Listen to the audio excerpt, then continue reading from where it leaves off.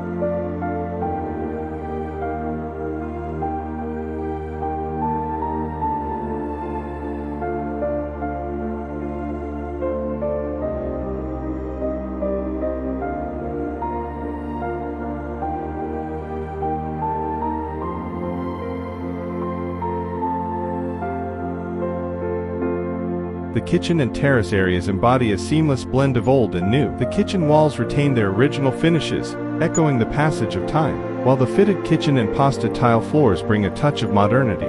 The outdoor dining area continues this aesthetic harmony with neutral-toned stone floors and preserved stone walls. A chukum pool, adorned with a floating salamwood deck, becomes a centerpiece, where light and shadows from the leaves of a sour orange tree create a mesmerizing play.